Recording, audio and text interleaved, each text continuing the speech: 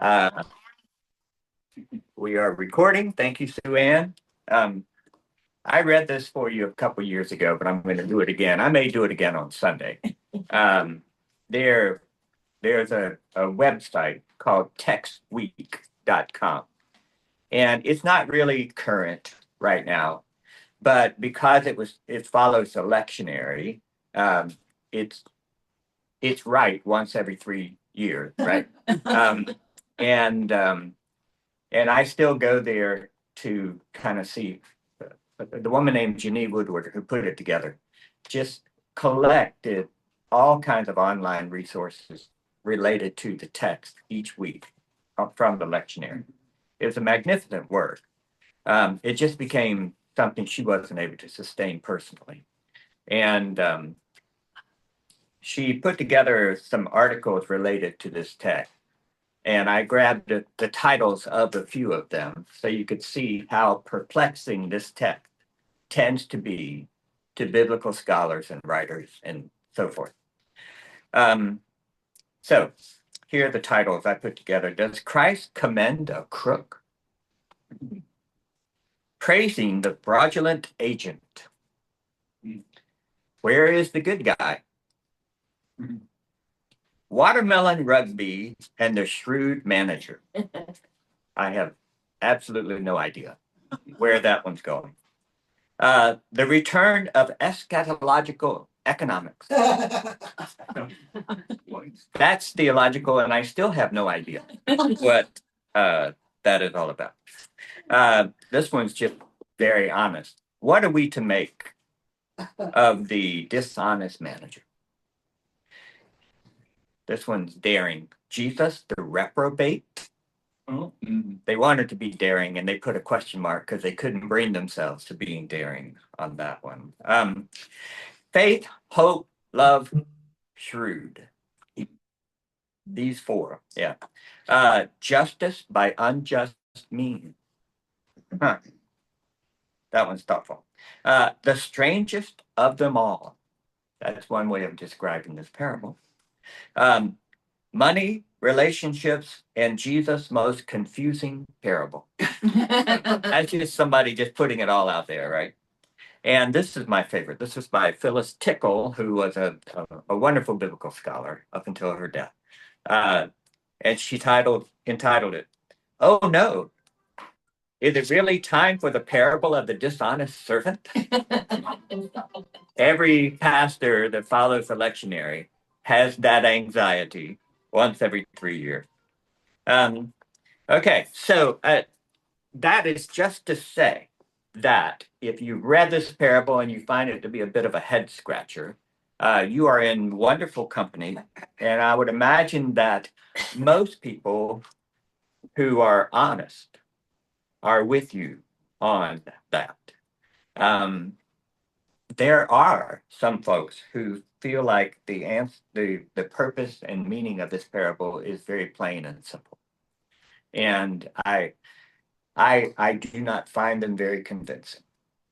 I think we need more humility than that. Yes, ma'am. Given how problematic it is it really on the lectionary every 3 years? Every 3 years. Yes. Find a substitute? It's just.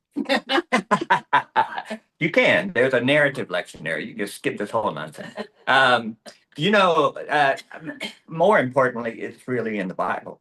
It's really in the Gospel of Luke. It's really right there. Is this the only gospel it's in, this story? Yeah, it is. Yeah. So it's not the only hard parable, but I think it's the most curious of them. And so what we're going to do today, I'm just going to assume, and I could be wrong, but this is what works for me. I'm going to assume that there's no easy answer to any of this, and that to some degree we're all going to be left a little wanting when it comes to the kind of clarity and certainty that we love to get out of reading the Bible. But I want to start with you because I gave you an assignment in our video.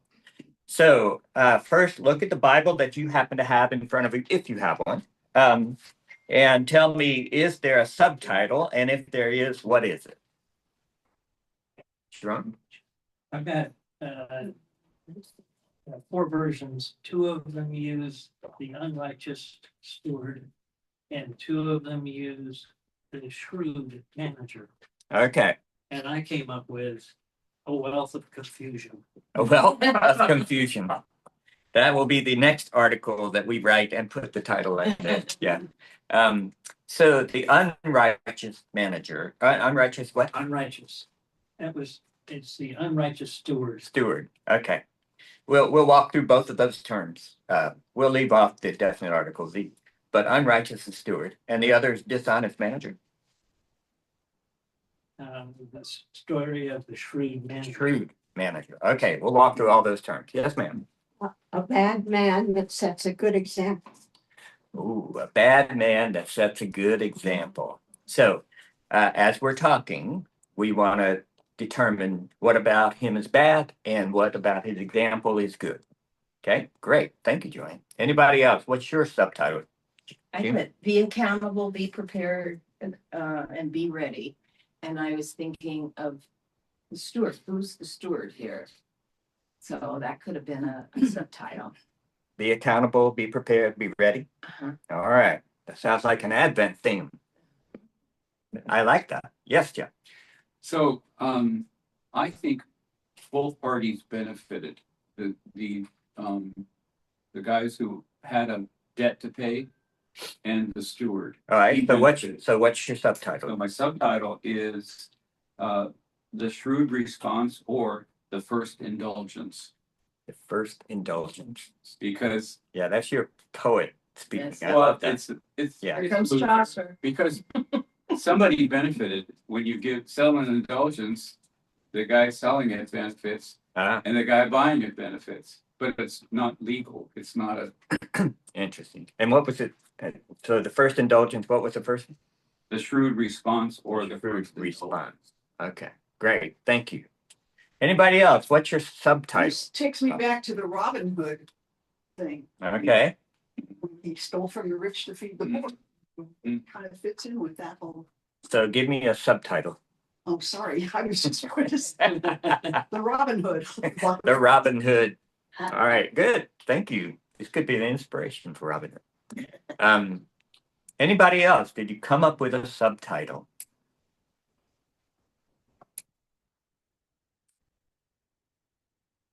All right. But I don't want to share it. So we have an unmentionable subtitle here. Could you at least tell us why you don't want to share it? Do you use bad words? There are. Yeah, there are bad words. Okay. Well, let's hold that off and You know. our imagination. Watch your video. I come away from it. I'll read the text and then I go, I don't know what this means. And then I watch your text and I go, oh, okay. And I get a lot out of it. And That didn't happen this time. after I went. Yeah. And Yeah. then I said, what else? That was my. Yeah. Yeah. So text study for me is a matter of sharing ignorance. Yeah. I think just picking up on genuinely, I'm not sure how to read. Now I have an opinion, and it's a minority opinion, and I'll share it at the end. But I don't expect anyone to go down this road with me. But it's an enigmatic parable, and I would say in Luke chapter 12, there is another parable.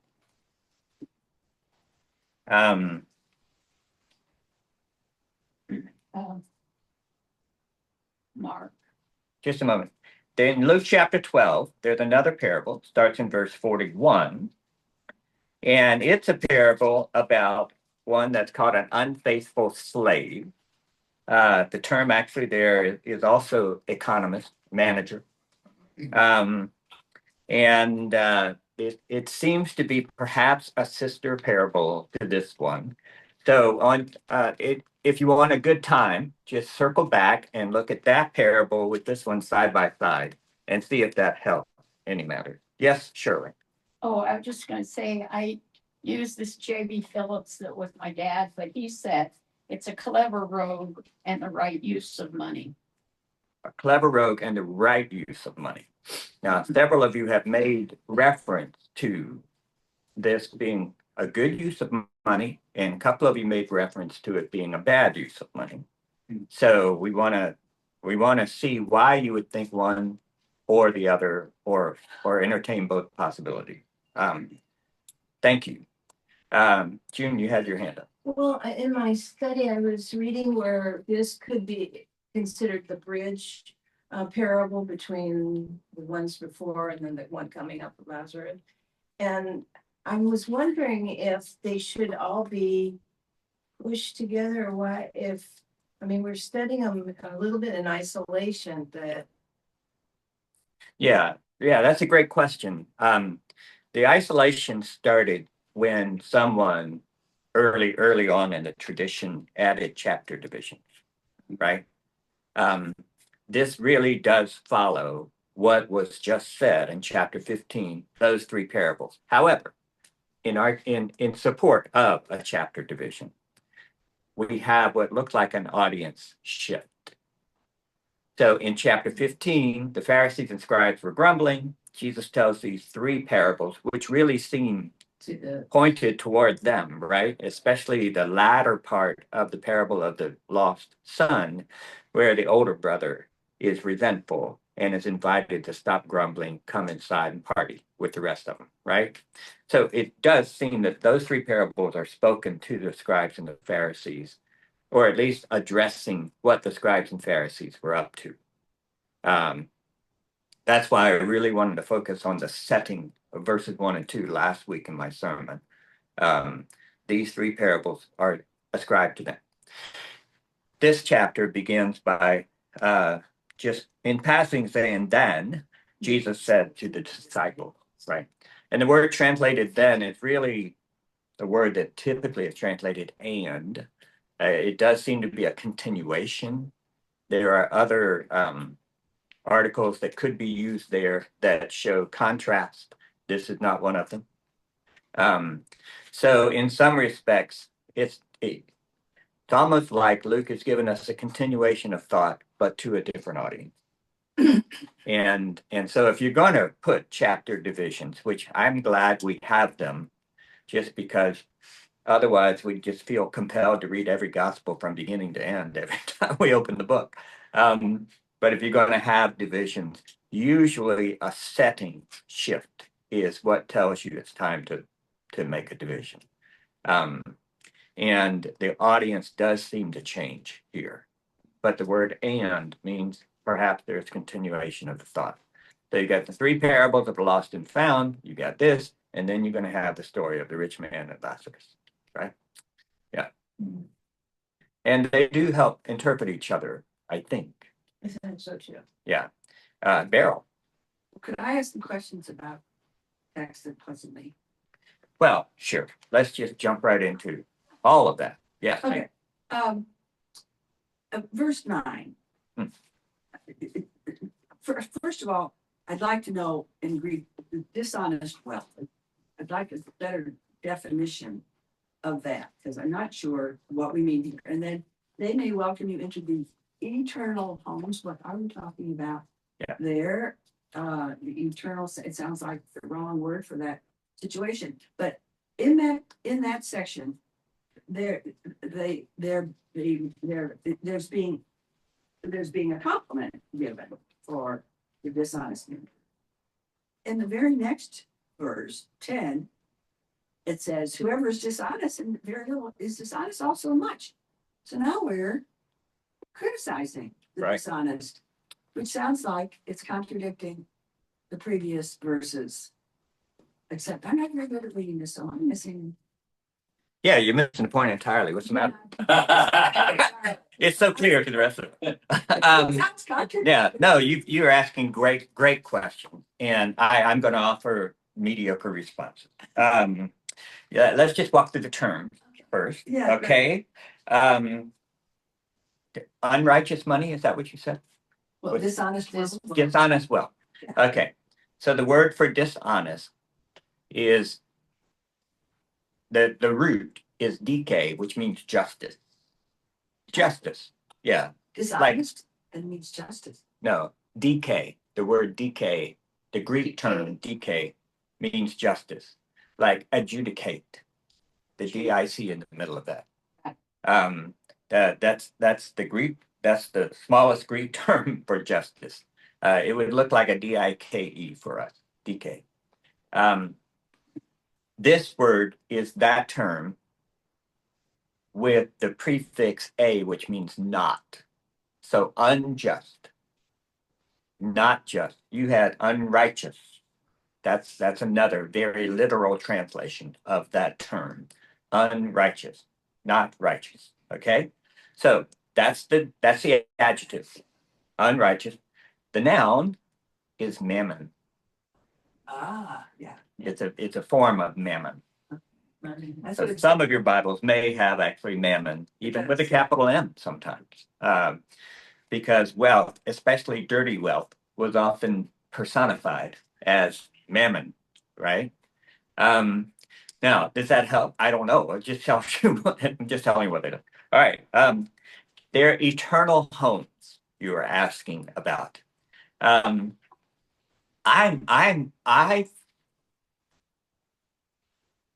I think that's a little bit of an unfortunate translation.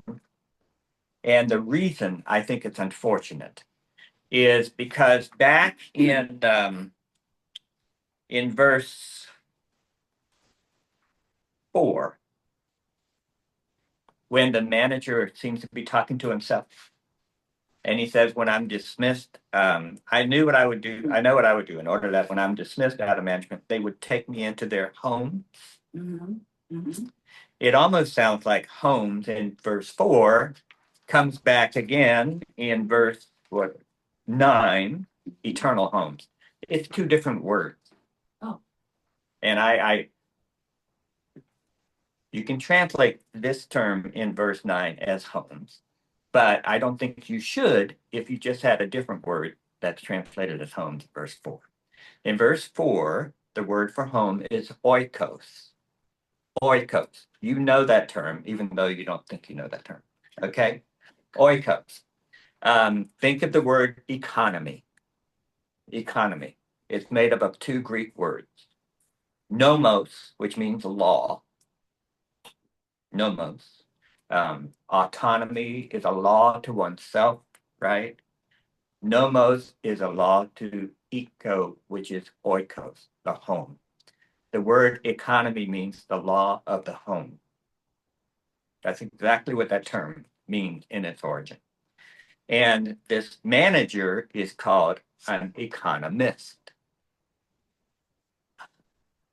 It's that same, it's the nominal form of that term. Okay, so in verse 4, he's thinking that if I do this, when I'm dismissed, they'll welcome me into their homes, oikos. Okay, in verse 9, the word is skenos. Skenos, which means tent. Tent? Is that what you- Tent. Yeah. I think there may be some relation between that and the word skein that knitters know, fabrics of some sort. But it means it's like, I think the origin is in the skins that were used for coverings for tents. Skenos became the Greek term, normally translated tent. And for some reason, I mean, it can mean a home, I guess, but I think it's a little misleading to translate that homes when we have homes in verse 4 from a different word. I really think it's a translator is obligated to recognize distinctive terms in some way or another. Now, I don't. It wouldn't be any clearer if it said, welcome you into their eternal tents. It's not any clearer. I'm just showing you that it's not the same term. It's potentially broader. Potentially. But the word that throws us is eternal. Because the minute you see that word, you think heaven and hell. You know you do. You can't help it. We've been trained to think that. And I don't know that that's what it always means. The The word eternal is an interesting term. It's almost always translated eternal. It's an elongation of the word eon. Eons. Forever. You know, Okay. Yeah. Means into the ages. Young's literal translation always makes it a hyphenated term, age during, because it's got the word aeon and then the prefix, the suffix attached to it means something like ongoing. So the ongoing eons. Doesn't necessarily mean time without end. Doesn't necessarily mean what we think in terms of the word eternal. It could just mean through the ages, something that's just gonna, you know, you're making your mark for a long time, something like, right? But that doesn't help. Okay, so they'll invite you to their age during tense. That's no clearer, right? I haven't found anybody who knows what the heck that's referring to, Oh. right? And I certainly can't tell you, except that unrighteous mammon, unrighteous wealth will be here into perpetuity, right? It's gonna be here. And that's a track you can take for a long, long time. And if that's all you're interested in is staying wealthy, healthy, and popular and secure, yada yada. If that's what you're after for a long, long time, money, even unrighteous money, can often get you there. Illegal money could get you in trouble, but unrighteous money, you can make friends and influence a lot of people by not being a particularly good person, but by being a very good, shrewd manager. And in some respects, I think Jesus has just given it up to people saying, look, if you want to be wealthy, you can be wealthy. I mean, you have to bend your morals. You have to be shrewd about it. But if you want to be shrewd, unrighteous wealth can get you a long way. It's, mine There's that. says tainted money. That's the word I get, is tainted money. Tainted wouldn't be bad, And it says eternal habitations, plural. Yeah, it is plural. So Yeah. Yeah. can go on. Yeah. So anyway, I'm not trying to cast doubt on all the terms, and I'm not trying to nuance them to death, but I am saying that they are nuanced terms, and for sake of simplicity, we have to just translate them into something. And when we do, sometimes we oversimplify the nuances. But this is almost a begrudging admission that yes, this is a way to have what looks like a long and fairly comfortable life. And you can do that through unrighteous mammon. You can. Now, did Jesus add, oh, but you're going to go to hell? He didn't say that. And we think he did because of the eternal homes. Like, oh yeah, now you're going to be in trouble with them. And in the next parable, we're going to see what happens to rich people. After they die, they wake up in Hades. The next parable is important too, but this parable, it's kind of left open in that respect. Pharaoh, you had one more comment. I wondered if the master commends him partly because what he has forgiven, the debts or obligations, does accrue also to the master as a good deed on his part as well. So he's also seen as more benevolent. Is that figure in here? Yeah, maybe. I certainly want to go there. I want to say, he's practicing some measure of Jubilee economics. Yeah. where you forgive some degree of debt. At least you forgive the debt to the point where the person can actually pay it, Yeah. rather than being stuck in a cycle of debt for the rest of their lives. And that was the whole purpose of Jubilee, get people out of that cycle of debt.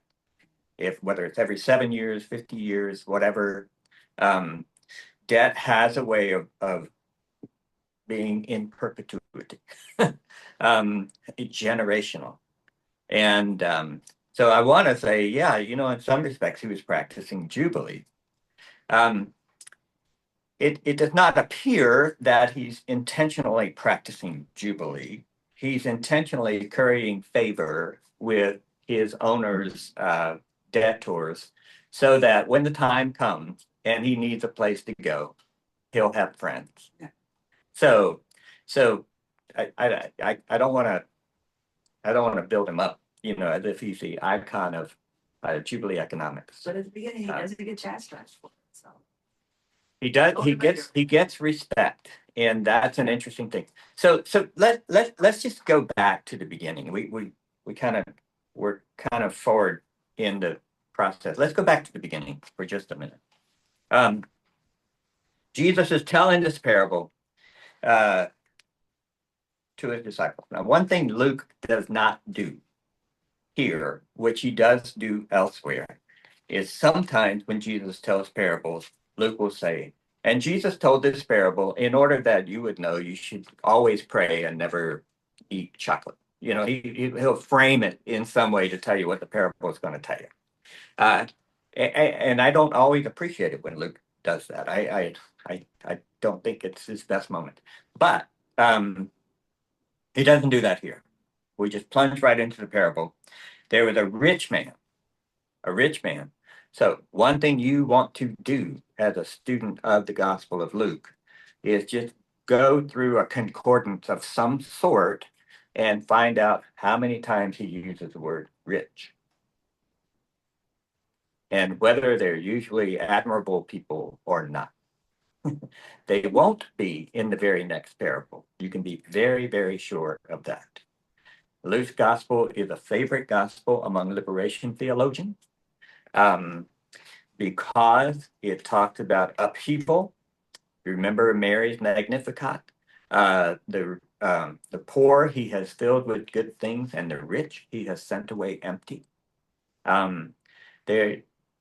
It's not all of us together in one big happy family in Luke's Gospel. There are rich and the poor, and the whole purpose of the coming of the Christ is to invert that status.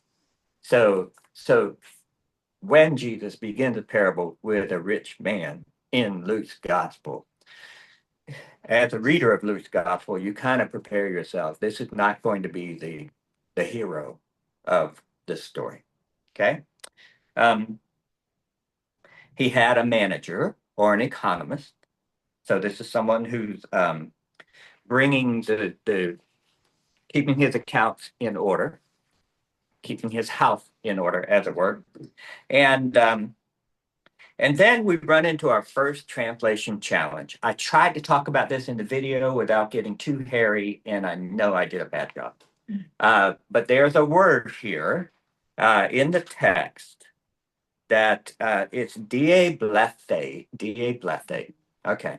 When you see a word like that and you're translating, the first thing you do is you look at the end of it, and it's got a theta and an eta, which tells us that it's in the passive form, and probably aorist passive form. So it's past tense and it's passive.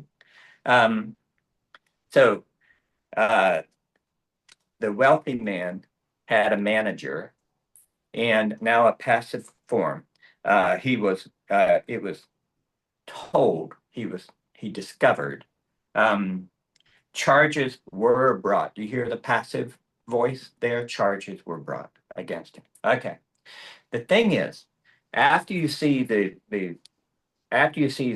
form of the word, and it tells you what tense it is and what, how many, whether it's plural or singular and all that, then you want to find out what the root is, so you'll know how to translate. And as I mentioned to you in the video, there are two resources that I use quite often online, as long as I'm online, translating in my Word document, I can go quickly to it rather than getting out the big lugubrious lexicon books that I have. They differ on what they think the root is here.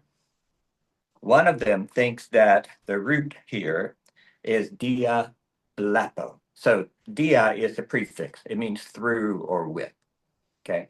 Among, something like that. Like dialogue is words among friends. Talk back and forth. Dia, we got that. But what's the root? And one of them says it's blepo, which means to see. So if you've seen together, then someone has clearly shown something to you. So if that's the root, then this says a certain man was wealthy who had an economist, and it was clearly shown to him that he was wasting his livelihood. Okay, clearly shown. If the root is blepo. But the root could also be balo. We know it starts with a B. Balo means to throw. And diabolo means to throw somebody under a bus. It could be a false charge. It could be a somewhat true charge, but maliciously given, right? So it could read that a certain man was wealthy who had an economist, and it was shown clearly, blepo, to see that he was wasting his livelihood. Or a certain man was wealthy who had an economist, and it was falsely charged to him that he was wasting his livelihood. The definition possibilities of diabolo are to traduce, to calumniate, to slander, to accuse, to defame. Okay? So this charge could be true, and they're letting the manager in on what everybody knows. Or they're letting the rich man in on what everybody knows about his manager. Or it could be false, and they're slandering the manager to the rich man. Okay? Does it make a difference to you how you read what follows if the charge is false? Does it make a difference if the charge is true? If it's false, it could be that, yes, I've been doing some things that don't seem to be working in your favor, but they do work in your favor, and here's why. Quite often when someone is slandered, it's usually something like that. So even from the get-go, it's not clear whether this is a real charge or a false charge. Okay? Secondly, verse 2, having called him, I'm looking at my translation, and I have having yelled for him, because the verb there is the one that's used for crows that are, for roosters that are crowing, or Jesus crying out from the cross and stuff like that. All right. Having yelled for him, he said to him, what is this I'm hearing about you? And look what he says. Give me an account of your management, for you are no longer able to manage. Give me an account, for you're no longer able to do this. I don't know exactly what he's asking for right there. It could be, explain this to me if you want to keep being my manager, but it doesn't look like that. It's more like, give me the books. You can't do this anymore, right? You're fired, clean out your locker, that kind of a thing. However, the parable doesn't go that way. It doesn't look like he's fired immediately. Okay, so the typical way of hearing this story is that the rich man says this, the economist goes back to his little office, and he's beside himself. What do I do? What do I do? I can't beg or dig. I'm just no good. I'm too weak for one and too proud for the other. Here's what I'll do. I'll very quickly call in the debtors, and I'll quickly forgive them part of their debt so that when I'm actually fully axed, I'll have a place to go. That's how we typically hear this parable. That he very smartly is figuring out, here's how I can land on my feet. And what we don't know is, how does that work time-wise? He's told, you can't be my manager anymore, but he goes and mismanages a little bit more before he's totally fired.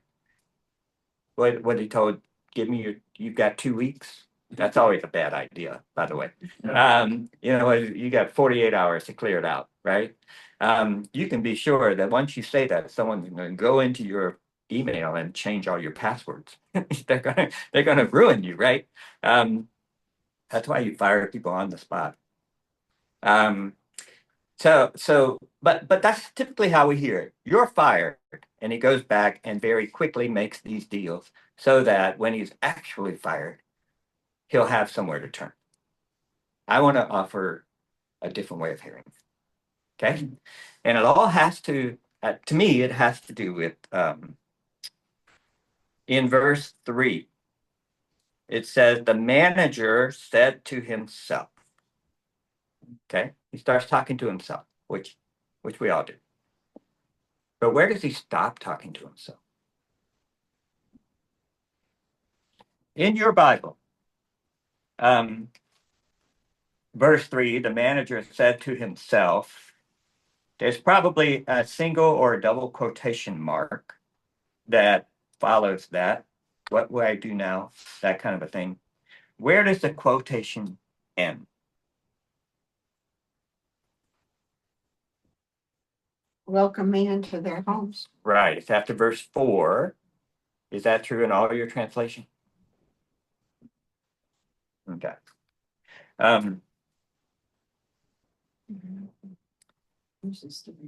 Okay.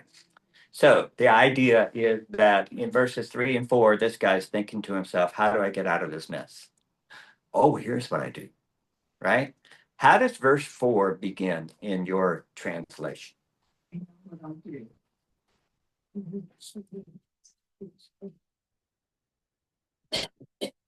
I know what I'll do. I know what I'll do. I'll being in the future tense. Okay. So I know what I will do is one translation. Have resolved. I have resolved. What translation is that? Yeah. Okay. That's an interesting decision. Yes. I have resolved. Anybody else? What do you have for the part where the manager begins talking to himself and no, for the beginning of verse 4? I have decided. I have decided. Okay. That verb is a simple past tense. I resolved. I decided. Yeah. You want to keep it in past. It's not the imperfect. I have decided. It's not the perfect. I have decided, or I was deciding in the imperfect, or I have decided in the perfect voice. It's an aorist. That's a simple past. I decided. I decided. I have decided. Yeah, which would be the perfect tense, and it's actually in the past tense, simple past tense, and it's the word gno. It's the word that's typically translated know, to know, like Gnostic. It's that word with the GNOS root. The most literal translation there is I knew what I would do. I knew what I would do. So I'm going to suggest this. This could be totally wrong, okay? But I want to suggest in verse 3, he's thinking to himself. And in verse 4, he gives an account of his manager. I think he's saying verse 4 out loud to the rich man. He didn't leave the room and run to his office and start scheming how to get out of this. He's giving an account of his management. What do I do? What do I do? He asks in verse 3. I can't beg and I can't dig. Those options. In verse 4, I think a new quotation mark is warranted because I think he's talking to the manager. Now, again, I haven't found a decent biblical scholar yet who agrees with me. But it makes more sense for me that he looks at the owner and says, I knew what I would do, but when the time came that I lost this job. So here's what I did. I called in the person who owed you some money, said, how much do you owe? They said, 100 barrels of oil. And I said, let's make it 50 and pay it right away. You got your money. They got a break. I made a friend. I called in the next person and said, what do you owe? 100 bushels of wheat. Let's make it 80. You pay. You get some money. You get out of debt. I have a friend. And the rich man looked at him and said, dang, that was pretty shrewd. The word shrewd means wise. That was pretty wise. And that's the end of the parable. But Okay. up to that time, he had taken good care of his master. We don't know. He said, I mean, don't you, in other words, it's kind of a reward. Well, up to this time, we've lived well because he managed. You don't think there's anything to that? I mean, I don't know. maybe either. not. I mean, he could have been Makes sense. doing that all along. He got fired. I know, but but being fired doesn't mean that before this happened. Yeah, I surely there's just no answer to that. I just feel like there was sympathy, a little sympathy there. Well, there's grudging respect. The owner does say, "Wow, okay, that was smart. Yeah. I hate you for it. I'd rather have 100% of it, but I got my money. They got their break. You made your friend. Dang, you're smart." So it's mutual benefit. Not equally mutual benefit, but yes, mutual benefit. There is some benefit all around, and that's different from the manager did not say. I called him in and said, "Don't worry about it." And now I have the best friend in the world. And sorry for you, stinks to be you, owner, rich guy, who get none of your. No, there's some benefit. You gotta think that in that economy, like if you go back and read the book of Deuteronomy, I know you hate that. That's where everybody's intention to read through the Bible falls apart. Deuteronomy. There's so many laws there about sharing wealth and not allowing anyone to accumulate so much that others have not enough. In God's economy, in the Old Testament, what I call the Jubilee or abundance economy, you're not supposed to be living forever in a spiral of debt. And you're not supposed to be the person that leaves someone in a spiral of debt. So just think what it means for a landowner to be told that when you harvest your field, don't reap all the way to the edges. Yeah, we hate that today. It's inefficient. It's my land. Darn it. I'll reap everything. But they're told, no, you don't do it. And if you drop a sheaf, you don't turn around and pick it up. It's for the gleaners behind you who don't have land because they're entitled to eat as well. Why does that work? Because the earth is the Lord's and everything in it. This is God's earth. And while you might have planted the seed, you didn't make the sunshine, you didn't make the rainfall, and you didn't give the ground its life-giving quality. So you have benefited from God's gifts over and over again for this wheat field to be here. So don't start claiming it's yours now. If God says don't reap to the edge of your field, then you don't reap to the edge of your field. We're going to read this coming Sunday from Amos. a string of criticisms that hardly make any sense to us because they're all embedded in Old Testament economics.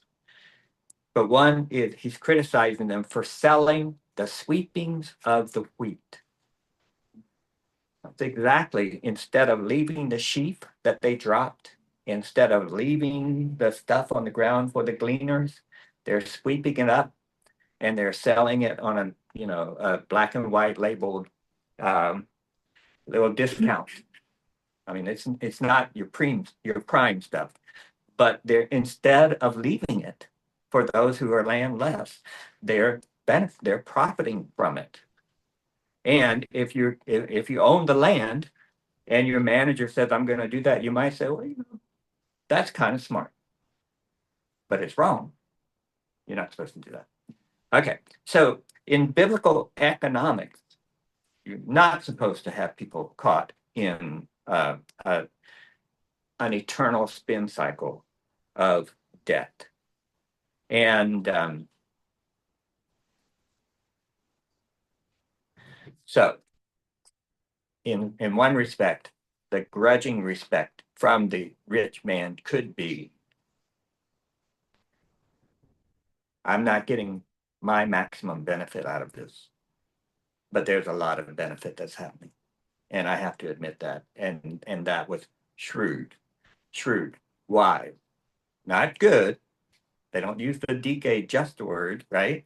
And the manager is called an unjust manager. He's not doing, just the word justify, like on scales where things are even, right? If you justify your margins on your Microsoft Word document, it means they all come up to the edges, right? That's what that word justify. Unjustified are the scales like this. And this is how the manager is operating. Unrighteous, unjustified. He's not getting 100% payment for 100% owed. He's getting 50% here, 80% here. But he gets some grudging respect, even from the person that didn't get his 50% or his 20% that were forgiven. Yes, Beryl, you hate what I'm saying and you're gonna yell at me. Go ahead. No, I think that from this perspective, this makes a lot more sense to me because I think it's aimed at the Pharisees who are listening. And he's making that lesson to them along the lines of what you just described. They don't like it. Yeah. Clearly, as it says in the next verse, they ridiculed him. But that makes a lot more sense to me. Right. And I think, who's listening? Yeah. Yeah, that's a great point. He's talking to the disciples in the hearing of the Pharisee, who are lovers of money. We're lovers of money. When he's saying, well, not that much. Yeah. When I was reading this, I wondered if you feel like it made a little difference in Luke writing this because he wasn't Jewish. A Jewish person might have looked. I know that sounds weird. No, I actually, Shirley, I really appreciate that you said that, so I don't have to be the first one to do it. Well, I and he think- was a physician too, right? Yeah. So, Well, he might have been a physician.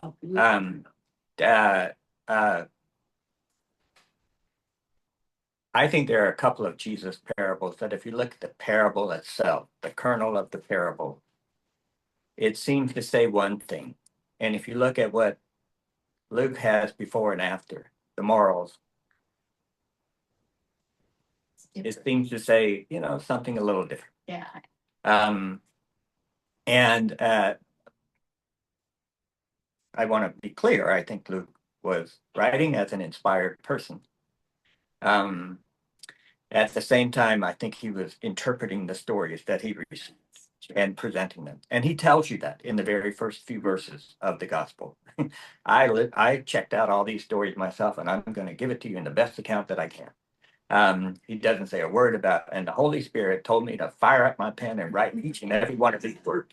Does not say that. I'm not sure that he always kind of gets some of the depth of but I mean, he far better than I do. I mean, who the heck am I, right? And this is gospel, and you take and this is what we have. We don't get to cherry pick and say, well, I think he was right here, but boy, he's way off here. While we may see some of those distinctions, this is our canon right here. This is our word. So yeah, I don't know how familiar Luke was with Old Testament Jubilee economics, but Luke knows far more than any of the rest of us put together about first century imperial economics. And he is against it. He is against it, okay? He's against it from the very start, even before Jesus is born. He's against it, and he lays down that that law from the very beginning. And you see it in the voice of Mary. You see it in the voice of Zechariah, from the very beginning. Okay, so within that, now we have to wade through these curious verses 9, 10, 11, 12, 13. This string of therefores or morals, what to make of it.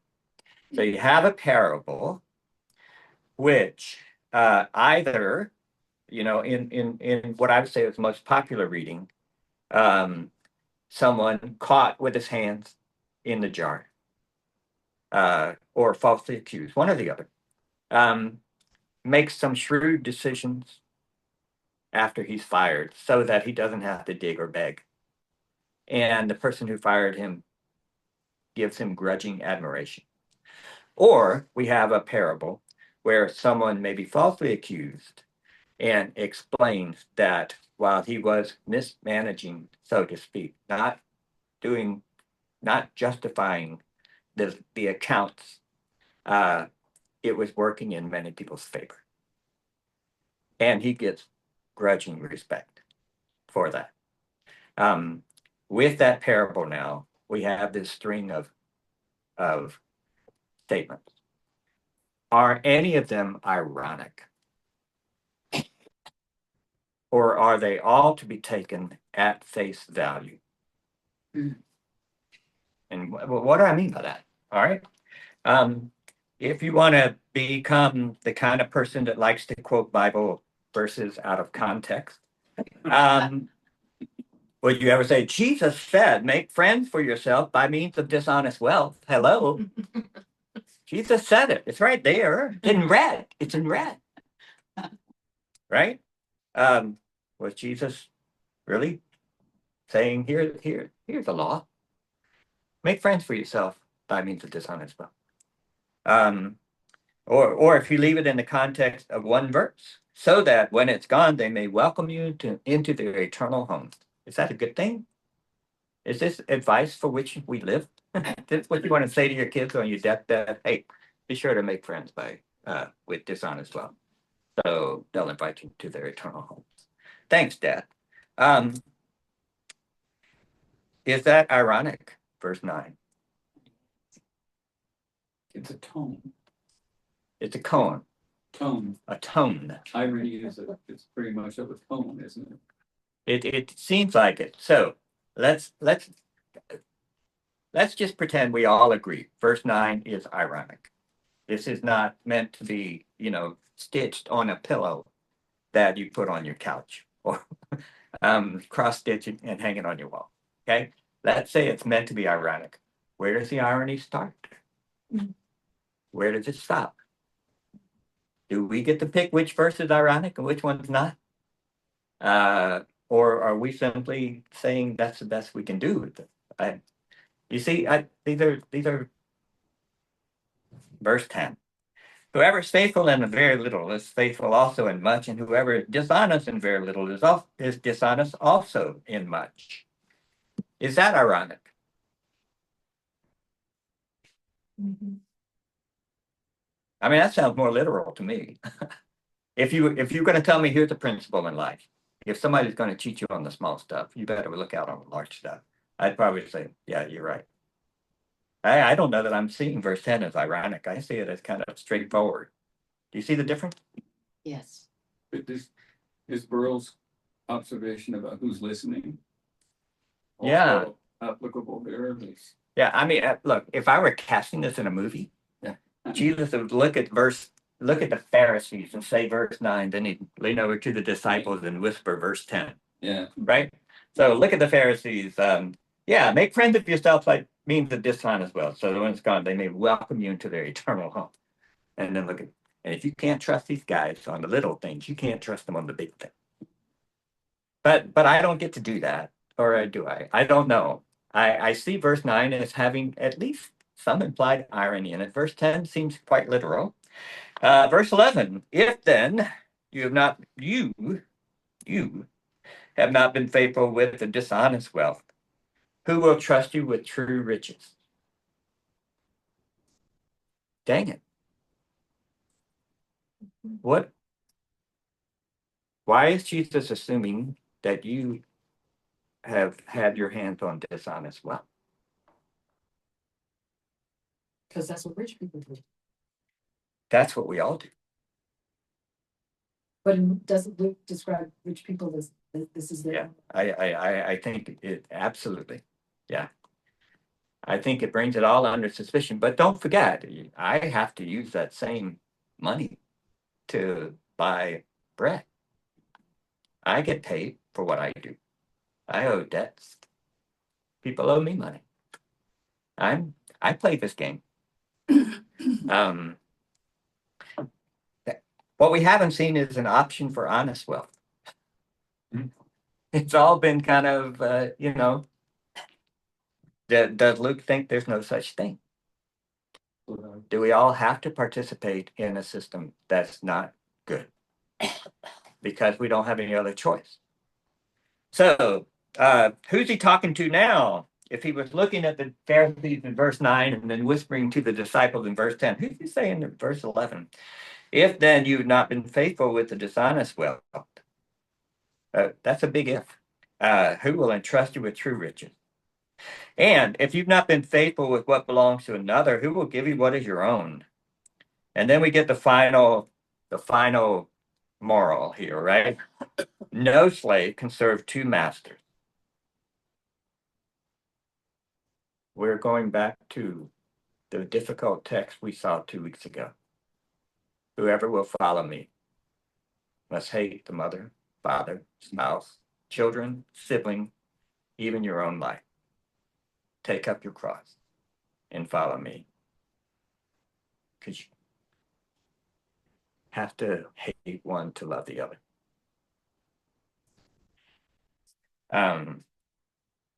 No slave can serve two masters, for a slave will either hate the one and love the other, or be devoted to the one and despise the other. You cannot serve God and mammon. Well, period. And no adjective for a well. There. You can't serve it. So the only good person is someone with no wealth or accumulated property or. You may be able to make that argument from Luke's gospel, but it has to trouble us in the way that your question is troubling. It has to do that, or else we're not paying attention. Jesus just said you can't serve both. You can't. Jesus sees it as a diametrically opposed binary option, where if you choose one, you're loyal to one, you cannot be loyal to the other. He said his law supersedes the prophecies and the prophets, but the kingdom of God's law has forgiveness involved. So that, to me, that's very important part of the kingdom of God's law. But I do see where during that time with the Jewish law, the prophets and the prophecy, it was more important to them, I think. I feel that when I read. Yeah. Well, I mean, forgiveness is a topic that doesn't come up here. So look, Sim- we do two things here. Number one, when we study the scriptures, we have to listen to what it says. And even if we hate it, we have to listen to what it says. And then we get into a larger part where we bring it in dialogue with other scriptures. There's forgiveness all over scriptures, right? So forgiveness has its place. There are other scriptures that speak of people who used money to help the poor. That's not an option here, right? But it is an option elsewhere. yes. So we have to be honest about what we're reading, and part of that honesty is this is one text out of a whole slew of texts. That's right. Okay, but I worry, and I'm sorry, I kind of poked the bear a little bit because I worry that we so quickly jump to but other things say other things, other scriptures say other things. I think that we don't let this shake us a little bit. These are provocative words. And as Beryl pointed out, and we're really a little past time, but as Beryl pointed out, the very next verse, Yes. the Pharisees, who were lovers of money. You cannot serve God and wealth. The Pharisees, who served well, aka did not serve God. Luke is making a huge judgment here. Yes. And it's a judgment that's easy enough to hear if you're thinking about Pharisees from 2,000 years ago. A little harder to hear if we think about our own commitment to wealth. You can't serve God and wealth. So, how is that the conclusion of this parable? Because in the parable, the guy made a shrewd decision, and the wealthy person kind of gave it up for him. Said, "Yeah, that was pretty wise." Is the parable about? Here's the thing I really want to caution you, and I'm sorry we're over time, but nonetheless, you have to hear this. Please do not assume that any powerful male figure in any parable is a type for God. Okay? That's what we do, right? The father, the rich man, the landowner, the king, it's always God in some respect. It's not always God in some respect. That's a interpretive leap that people make. Is this parable simply a way of showing how things work in the real world? Probably. It's just how it is in the real. You're up against it, and you can play that game or you can love God, but you can't do both. Because if you play that game, this is what you have to do, and you have to practice unjust economics in order to save your skin.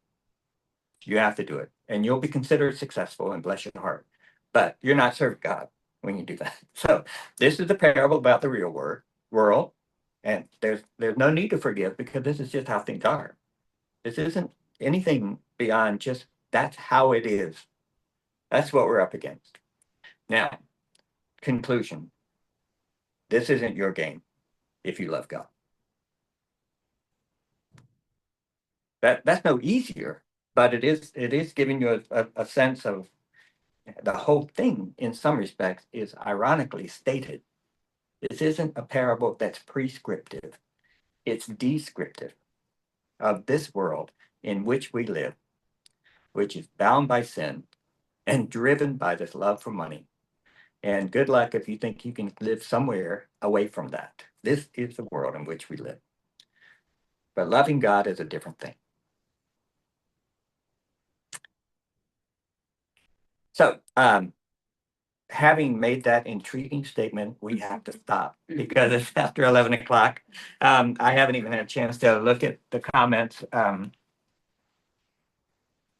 Betty's wondering how many preachers will avoid this text this week in worship. And I will tell you, it's a mighty strong temptation. I was really torn myself, and at a certain point, you just have to say, oh, heck, and do it. I would almost rather preach from the Amos text Yeah, this you have week. options. in the Yeah, library. I would rather almost, but I also try to be attentive to the flow. We've been in Luke, Amos, Luke. I don't want to do that. I don't want to cherry pick, and I don't want to avoid a text just because I hate it. And Hmm. so I'm listening for the word of God in a text that may be mostly ironic. How do we do that? And that's why you pray for your pastor. Okay. Thank you, everybody. Sue Ann, you can stop the recording. Thanks,